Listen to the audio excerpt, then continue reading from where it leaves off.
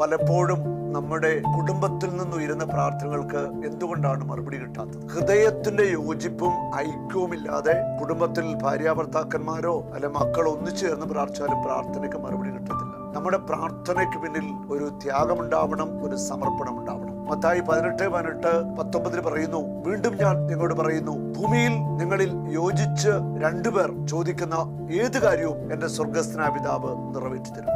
ഇത് ഉറപ്പുള്ള ഒരു വാഗ്ദാനമാണ്. ഹൃദയത്തിന്റെ യോജിപ്പ്, മനസ്സിന്റെ യോജിപ്പ്, അത് സ്നേഹത്തിലുള്ള യോജിപ്പാണ്. അത് സ്നേഹത്തില് ഐക്യപ്പെട്ട് രണ്ട് ഹൃദയത്തിന്റെ ഉടമകൾ ഒറ്റ ഹൃദയമായിട്ട് ദൈവത്തോട് ചോദിക്കുമ്പോൾ ദൈവം നടത്തി തരും. നീ ചോദിക്കുന്നത് കർത്താവ് നിനക്ക് തരും. ഹൃദയത്തിന്റെ യോജിപ്പിൽ രണ്ടുപേര് ചോദിച്ചോ, അത് സ്വർഗീയ പിതാവ് നടത്തി തന്നിരിക്കും. ഹൃദയത്തിന്റെ ഐക്യം പ്രധാനപ്പെട്ടതാണ്.